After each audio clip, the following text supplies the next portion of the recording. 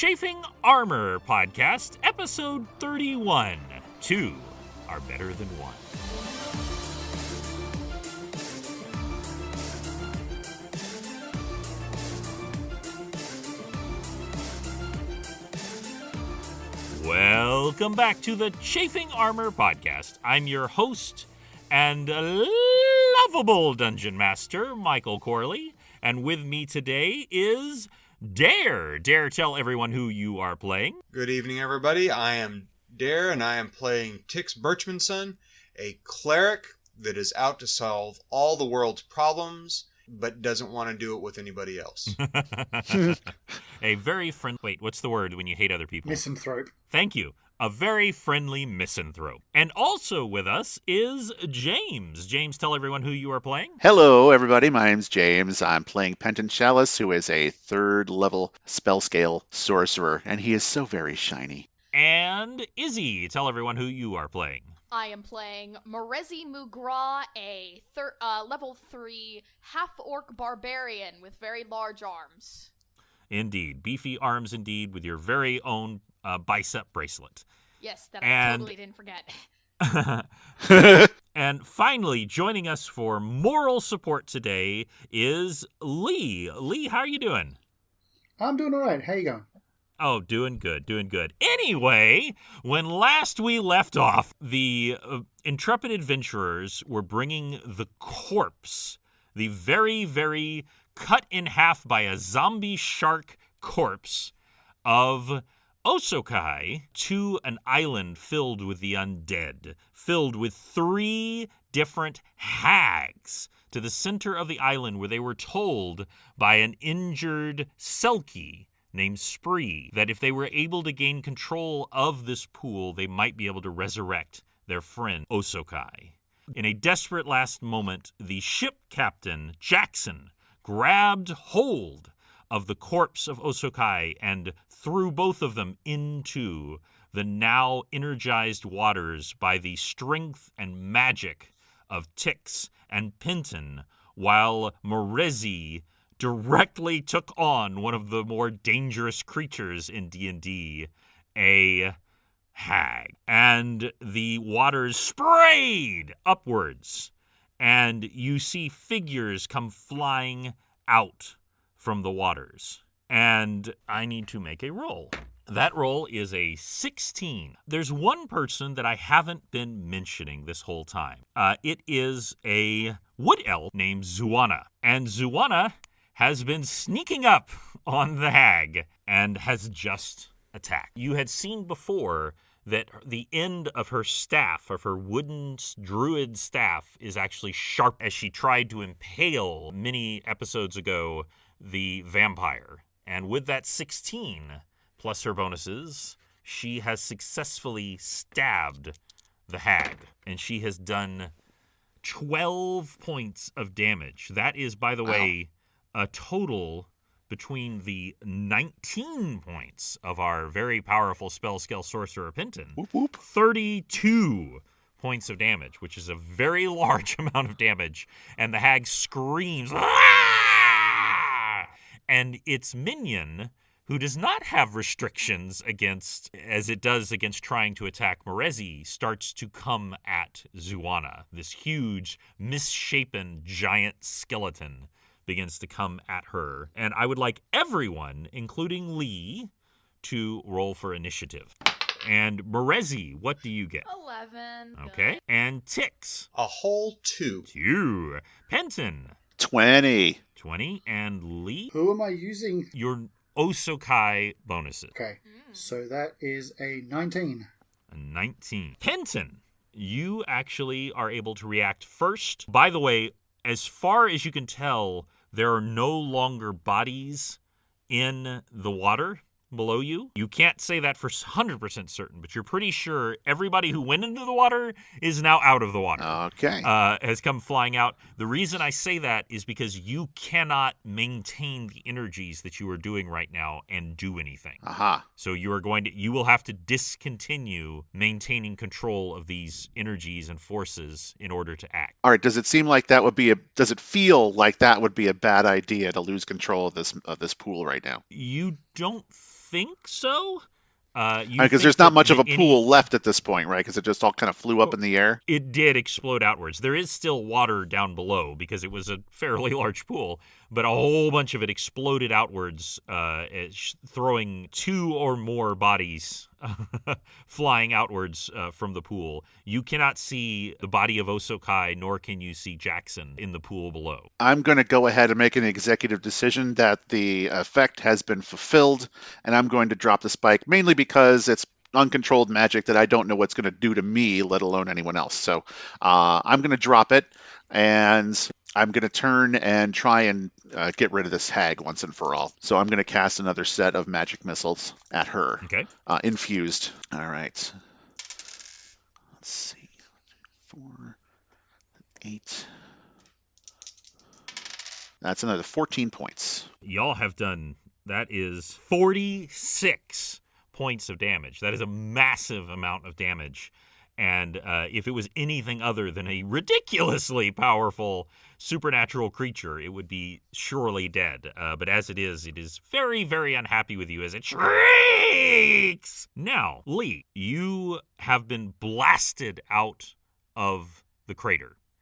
You have landed on the edge of the crater. You had an image in your mind as you came down of what happened to that young boy when he was thrown into the crater beforehand. You saw his skin just unknit itself and separate out, the skin falling into the waters and the skeleton rising up. It split it in half. And it was a very unpleasant sensation that you just experienced as you were blown out of the water, though you have taken no damage, nor were you damaged by the landing. And you stand up and you feel just the strength in your body and your hulking form, the body that you know as Osokai. But something is also wrong. You, of course, know, describe very quickly to the audience what it is like when you shift. Osokai is a shifter from the Northern Reaches, and he has the aspect of a bear. His name is Oso, it means bear, and so does Kai. So it's very obvious from anyone who looks at Osokai that there's something a little hulky bear-like to him. He's a very shaggy man. He's walks kind of hunched over. When he shifts a little bit leaner. His face elongates just a little bit. It's not like lycanthropy or anything. It's just he takes on slight aspects of his affinity with bear. Most prominently, due to his gift from his shifting, he gains claws as a natural weapon. But mostly it's very obvious when he shifts, but there's not a whole lot of changes that you can notice. What I want you to imagine is, as the wise bard once said, turned up to 11. So you have not turned into a werewolf, but the things that you said before, you can tell, but it's not as obvious. It's really obvious now. Your body has a great deal more hair. Your hands are very obvious claws. Though you are still humanoid, you are not a werebear. You are far more shifted than you ever have been before, and it is not the normal state of your full shift. You stand up and you think you're maybe close to a foot tall, which is crazy given your natural height. And wow, yeah. That would put me at 7'11". Yes, a towering height. Your clothes themselves. One, the original clothes were a little damaged. and so you're not actually wearing your normal clothes, though you are wearing very strong leather armor, very coarse leather armor that covers a great deal of your body, though it is showing off your biceps and you feel your weapons at your side. You also see something. You see another figure standing up across the crevice, across the crater. You've never seen this person before. It is not Jackson, by the way. It is a man. This man stands up and he is wearing green and brown leather armor. Underneath you see hints of very simple chainmail, but the kind that would not encumber someone who was doing a lot of traveling. He has a bow strung across his back, and you see the arrows of a quiver coming out. He also has a long sword at his side, and he looks equipped for a long day's travel. You would call such a person a ranger. He has long dark hair and thick curls at his side, and he has a perfectly kept goatee that is just perfectly trimmed. He looks like the perfect combination of Robin Hood and James Bond. You know, he looks cool. He looks like D&D cool. He looks at you and his eyes narrow, and he says, "Now I will finally be rid of you." And he begins to unsling his bow. Okay, I think I know what happened here, and that's terrifying. If what I'm thinking has happened, that is very scary. Okay, well, so with my new form, I suppose, do I have any enhancements because of this? All of your physical bonuses you have a +1 to, except for strength, which is a +2. Would that be classed as temporary, or? That would be, yes, that would be temporary, but it is permanent until otherwise noted. So +1 to everything but strength. Which is a +2. You also sense a anger within you. The ability to rage is within you. I'm actually rather charismatic now. Mm. Strangely enough. Okay, so this figure across from me is out and out threatening my life. Absolutely. However, I would like to... You know what? I think this is out of character too. This is not in-game, but I think I know what's happening. But in character, does Osakai recognize him? Or have an inkling of recognition of some kind? You wonder if you might not have otherwise, but you saw that young man unravel and split in half, the flesh and the bone. And you look into the eyes of this person and you think who you might have been had you not been born a shifter, had you been born to a slightly better class of family as far as noblemen reckon these things.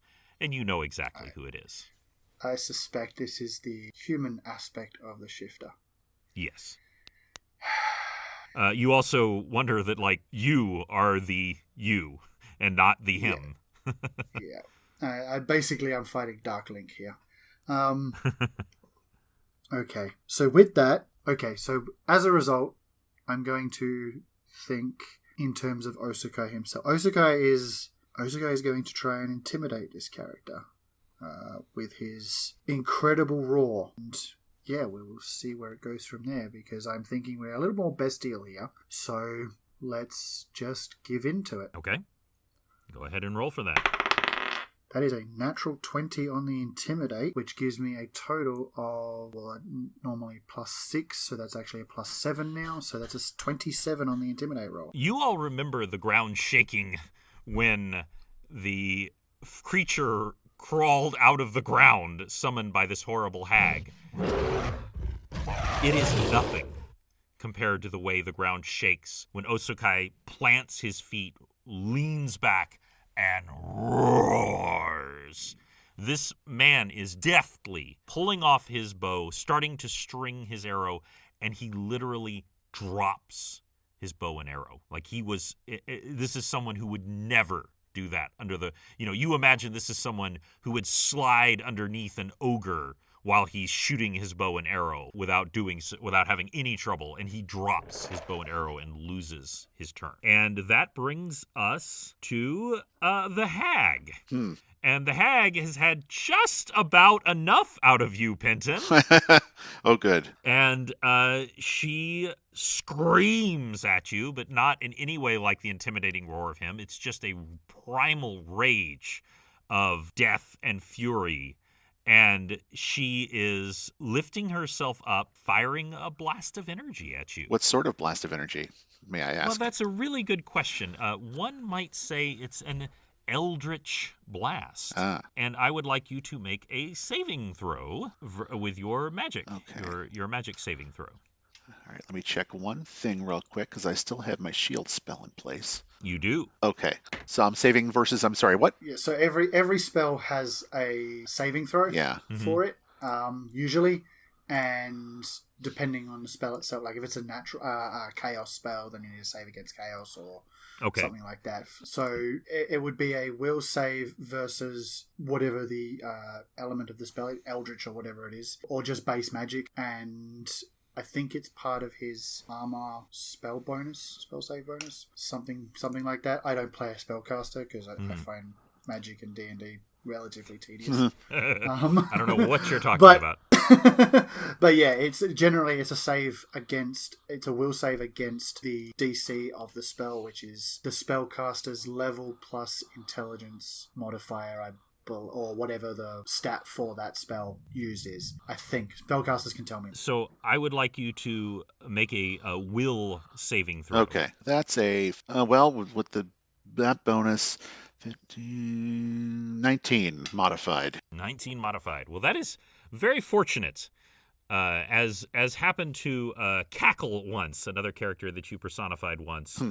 Eldritch Blast goes by you and just destroys. By the way, you're on this, perch. The area just behind you just evaporates. Just and there is like a crescent shape now where you were standing moments ago that you quickly moved out of the way, and you wonder if you would still be standing here if that hit had landed. Oh, I'm certain I would not be.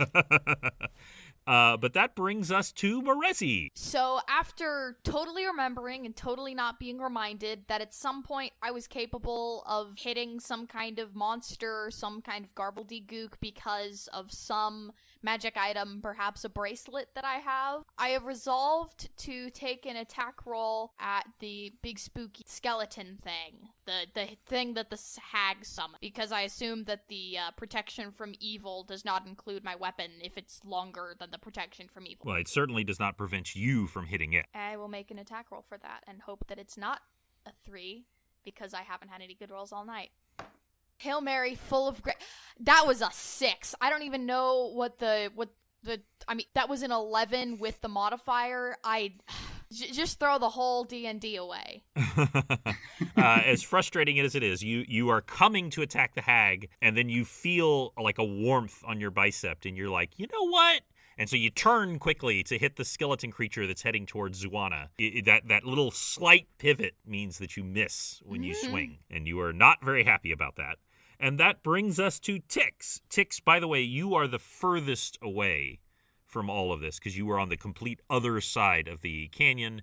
If you want to engage physically, you will have to climb out, just so you know. That, of course, that will not affect you casting spells. I believe you do currently have Sanctuary on you. I have Sanctuary on myself, and that prevents me from attacking anybody, so I am going to cast Aid as I watch Morezi flail about, so that will give her a +1 on her attacks. 8 + 8 hit points. Max HP? Like, it goes over my max? Hot. Yes, temporarily. So those will be used up first before anything else. Lovely. And I will start moving towards climbing out of the pit. Okay. And I would like you to make a quick climb, but you just need to not roll a 1. It's not hard. That is a 4.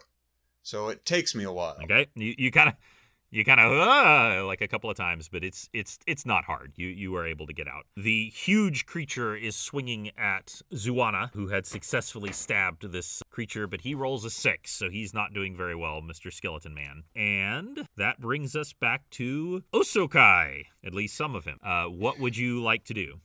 Okay, so how far away is my human aspect? I'm just going to start calling him that. Sure, at this point. human aspect will save time. He is 30 feet from you. Okay, so what is around right now? I know I'm on the edge of the crater, and 30 feet away is my friend who has dropped his bow and stuff, but what is directly around? Actually, the closest thing to you is the very bone-looking hut that looks like it's made out of meat and bone, as opposed to the one that looks like it's made out of, seashells and vines, and then the other one that is kind of odd-looking that has like strangely organic-looking legs. I would like to push this, or attempt to push this bone house over. My thinking is, Osokai watched the boy get thrown into the pit, and out of one of those huts was a flash, and then creature crawled. It was actually this hut that flashed. So my thinking is, get rid of the hut, and she can't make any more of those things, because the hut is destroyed. But I would like to do that incidentally on my way to closing the distance to my doppelganger, essentially leaping at the hut, pushing it over, and continuing on my way. I will absolutely allow all of that, though you will be able to take no other actions. That's absolutely fine. We will do that. So roll. And that is that's a flat 19 on the die. Well, with your currently modified strength, dexterity, you bound. You literally just this is almost like a Superman in a different gravity well kind of scenario where you're just like, boing, like, wah! And you grab hold of the side of the hut. I mentioned that these things are no bigger than, what we would think of as porta potties. It just, you also feel that there's some kind of magic, like kind of holding it to the ground. And you just, it cannot withstand the strength that you are implying to it. And it tumbles and begins to fall downwards. It has not yet hit the water below, but it will, almost certainly. And that brings us, I actually skipped her, but we'll go ahead and put that in. That brings us to Zuana, and she going to swing at the hag, and she actually hits with an 18 with her sharpened thing here, and that is 8. My God, y'all have done 54 points of damage to this hag, and she falls to the ground screaming. She was starting to fly. She was literally starting to fly up into the air, and she falls to the ground like screaming as the wound is just pus and just very unpleasant bile is coming out of her. And she is in very, very bad shape. That brings us to Penton. Okay, let's see. I'm in a hole. I assume the hag is now out of sight because she's on the ground. That leaves me with a very dapper bowman and a bone golem, I guess you could say. Yes. Who is somewhat ethereal. Right. Slightly ethereal. A little on the ethereal He's side. only mostly ethereal.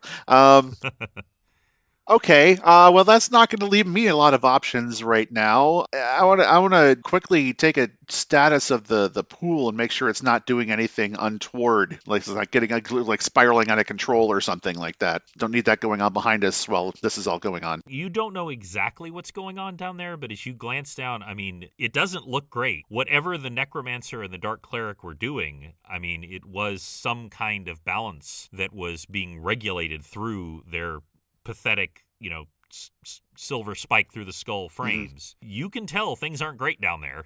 They're roiling and pitching. Oh, and by the way, also a magical hut of a hag is tumbling towards it as we speak. Okay. So things don't look great down there. Okay, well, I'm going to make my way out of the hole then, just in case it starts to expand or raise up or what have you. I don't want to be in its wake. So that's going to be my action, is getting myself out of the pit. Very smart. I just need you to not roll a 1. I can not roll a 1 with the best of them, and does not roll a 1. Okay. Clamber your way out, and you find you're actually uncomfortably close to this hag as she's writhing on the ground. But you're not like nose to nose, but it's just like, oh, I was a lot closer than I thought. Okay. Would that forego an attack at this round? I will allow you to make an attack, though there might be some minus. Okay. Well, I'm there. I've got a staff. There's a hag on the ground. I may as well take a swing at her. That'll be at a -2, just from various disadvantages and climbing out of a hole and everything.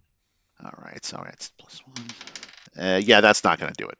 But I want all of you to imagine this very slender, beautiful spell scale coming out and just kind of looking up and just going thwack, just like trying to hit her, and she kind of squirms out of the way. Right out of the way. Yeah, on the ground. That will actually bring it to her, and she looks at you, and she looks at Zuana, and she looks at Merezi, who's facing off with the thing. She is going to actually attack Zuana because she's kind of facing her. She kind of got out of your way, and she rolls a 2, and so another dark energy comes out. Let me go ahead and check something real quick. Yeah, maybe it's your house. house. Maybe it's the house that's making It bad could, rolls. you 'Cause know, you're... I have a dice bot on one of my other channels, and I'm going to use that for my next rolls. I swear to God. Well, we did build this house on an Indian burial ground, so It's rolling from inside the house. That's right. And actually, that will bring us to you, Marissa. Okay, I'm going to try to roll against that bad boy again, that big skelly boy. Okay. Oh, thank you, Lord in heaven. The first roll that's gonna hit, I think it's a 21, but I wasn't doing the math very good. Okay. Yes. And roll for damage. Yes. 10. 10. Giant skeletons don't really get expressions, but when it sees your halberd coming towards it, you almost get the impression that it's like smug. That good luck with that.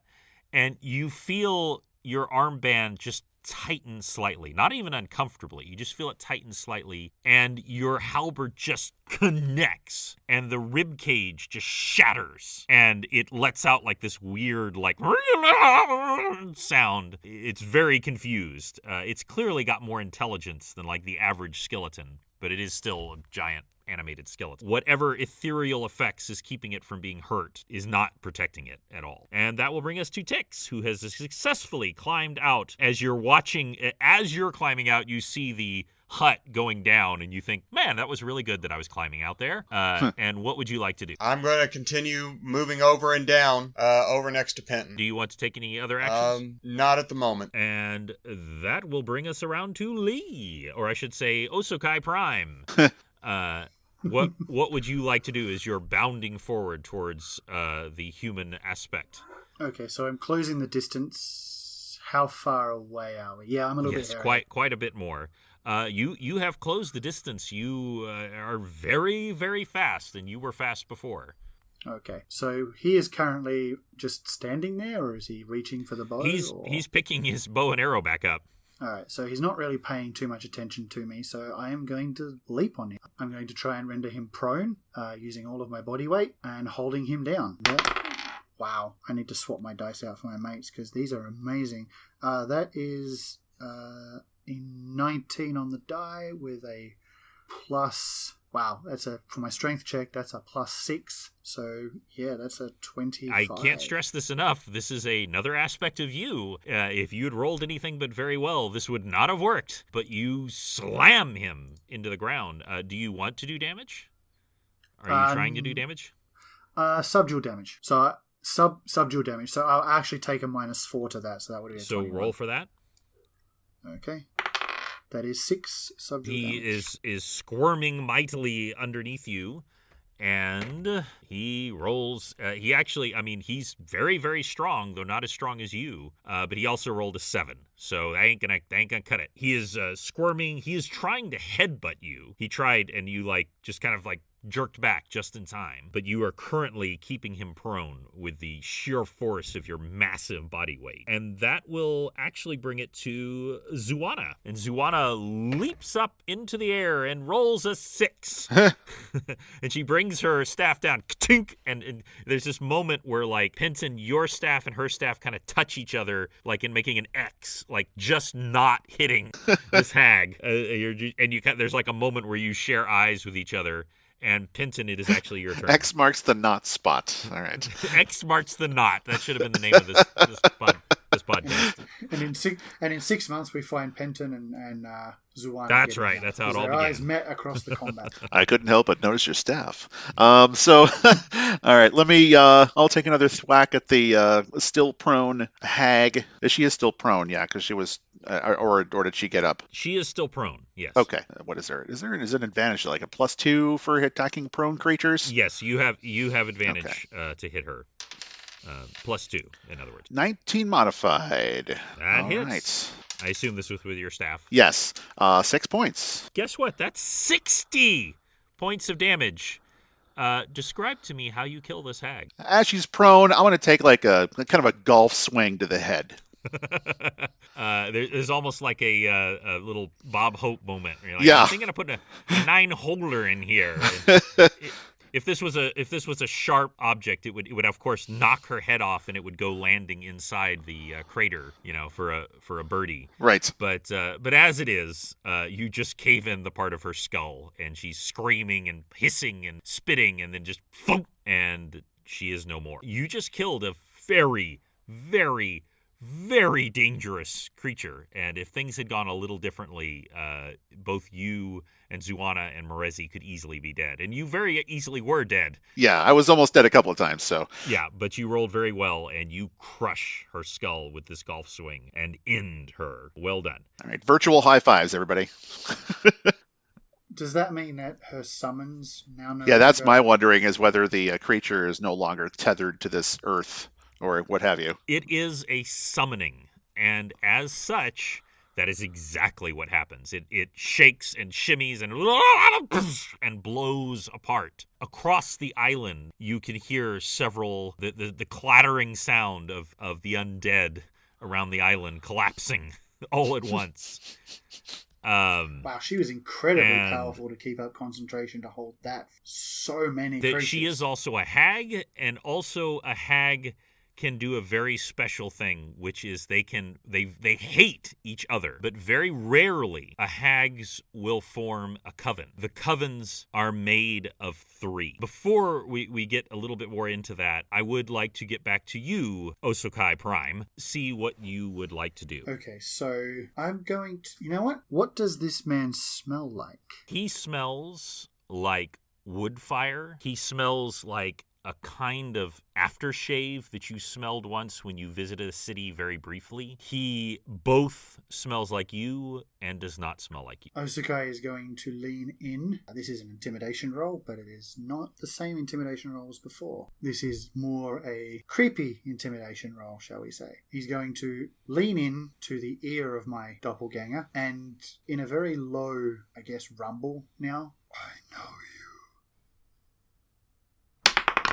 I'm swapping dice. That's a 20, natural 20 on the intimidation, and that's a... Wow, actually, I've been calculating this wrong.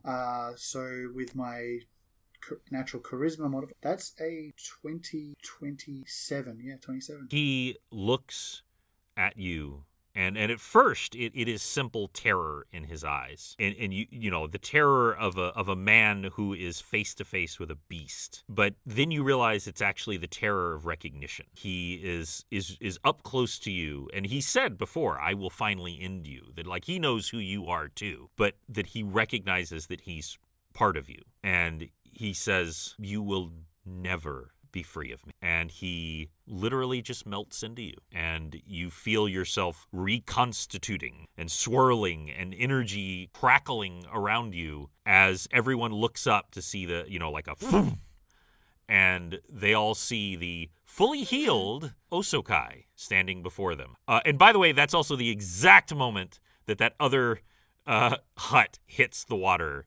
and the explosion is intense. And I would like everybody to make a dexterity saving throw, and both you, Penton, and Tix are very, very, very glad that you decided to climb out of that pit. Yes.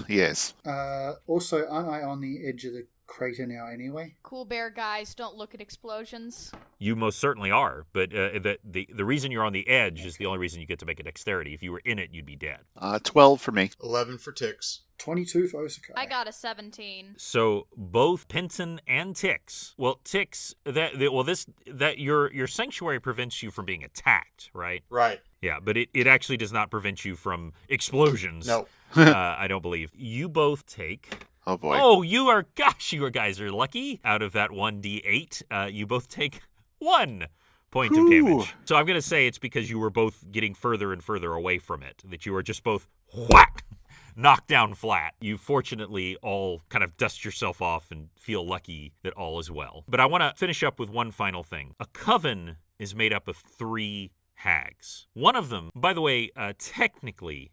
the most powerful one you just killed, the sea hag. Her name was Muma, The second one, the least powerful, a boo hag, who is also known to work with necromancy and with literally being able to take off her own skin, whose name was Teef, is currently chained and tied up on your ship, as she was heavily involved in the scenario that led to the death of Osokai. But there is a third, and the third is flying above all of you, and she is laughing and cackling and gleeful, and she holds up above her, triumphant. She holds up the staff, the completed, full, whole staff of Seraphim. And that ends Chafing Armor, episode 31. We'll find out how that came to be in the next episode. Eek. And we will roll with you soon.